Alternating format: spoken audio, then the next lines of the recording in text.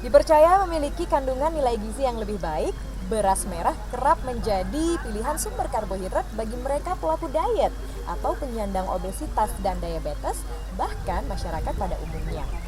Nah, kali ini kita akan melihat secara langsung produksi beras merah di Jatiluwih Tabanan, tepatnya di Koperasi Kerta Agro Ekowisata Jatiluwih. Seperti apa prosesnya? Yuk kita simak bersama.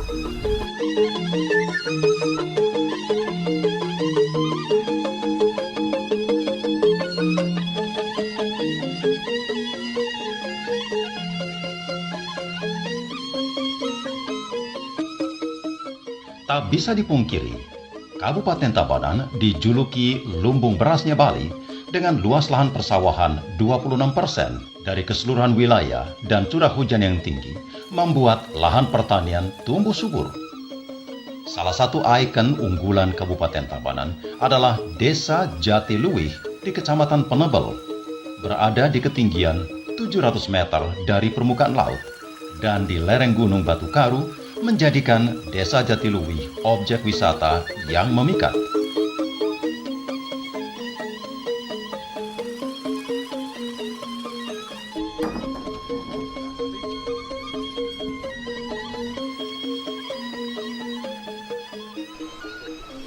Desa Jatiluwih juga terkenal dengan berbagai hasil tanaman organik seperti beras, sayur, dan buah-buahan. Salah satu unggulannya adalah beras merah organik.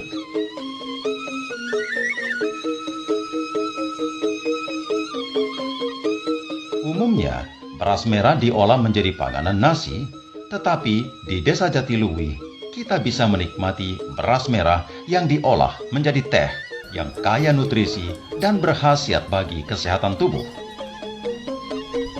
Jatiluwih restoran sendiri ya, karena kita berada di Jatiluwih, kita sangat sekali mensupport produk-produk dari UMKM yang ada di Jatiluwih sendiri.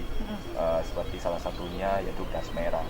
Jadi kita coba kombin beras merah itu, kita jadikan menu yang something spesial di sini.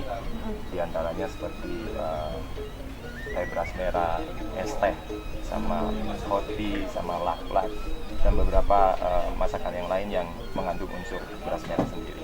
Wow, keren ya, berkreasi dengan produk lokal UMKM Jatiluwih. Ya, produk dari UMKM Jatiluwih sendiri. Lalu kesan-pesan ataupun testimoni dari customer-customer yang sudah mampir ke Gong Jatiluwih gimana terhadap produk beras merah yang dikreasikan itu, Pak?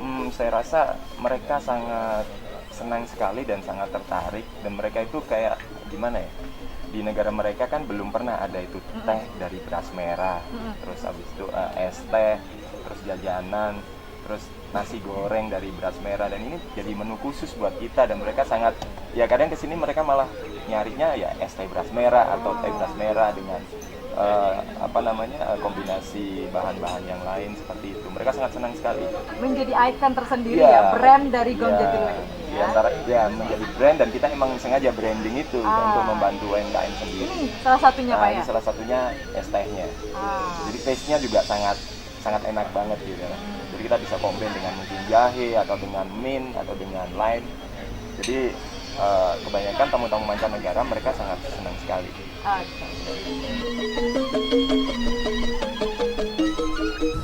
Pemirsa dan kawan UMKM Bali, saat ini saya sedang berada di rumah makan Gong Jatiluwih yang merupakan salah satu konsumen dari Koperasi Kerta Agro Ekowisata Jatiluwih. Dan senang sekali hari ini kita sudah berada bersama dua bapak-bapak ya, yaitu Pak Perbeke Jatiluwih, Bapak Nengah Kartika Esos, Om Swastiastu Pak, dan juga Bapak Ketua Pakaseh yaitu Bapak Wayan Mustra SH. Om Swastiastu Pak, Gunati Gatra, Ece Astungkara, sehat Pak ya? Ya. Saya ingin ke Pak Perbeke terlebih dahulu. Pak, boleh ya, apa peran serta dan juga kiat-kiat dari pemerintah desa Pak untuk meningkatkan potensi desa, untuk mensupport warga yang sudah langsung berpartisipasi dalam produksi beras merah?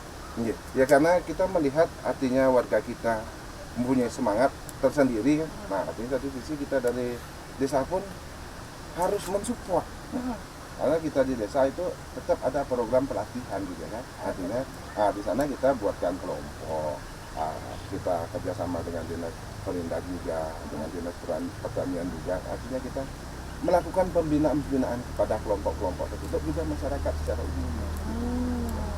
Oke, jadi sudah langsung ada wadah-wadahnya juga Iya. Pak ya, pelatihan-pelatihan ya. Ya. Kalau seperti organisasi-organisasi kelompok tani itu ada juga di Ada, sini Pak. memang itu ada.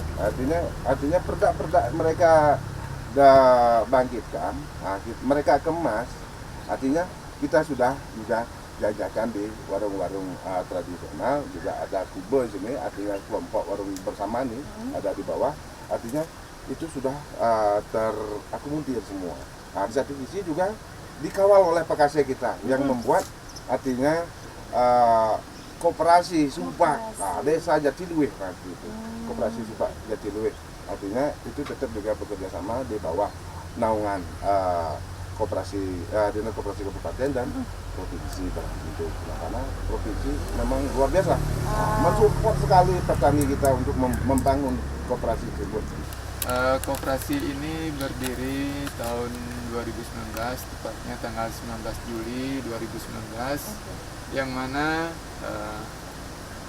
penggagas dari koperasi ini adalah anggota Subak itu sendiri, yang ingin bagaimana mengatasi permasalahan-permasalahan di lapangan yang selama ini di pasca panen itu ada kendala di pemasaran, sehingga dari anggota Subak itu sendiri ingin membentuk koperasi yang mana kita didukung oleh pemerintah desa juga untuk membangun sebuah koperasi yang beranggotakan anggota Subak itu sendiri, yang nantinya bisa diharapkan untuk memasarkan hasil-hasil produk mereka.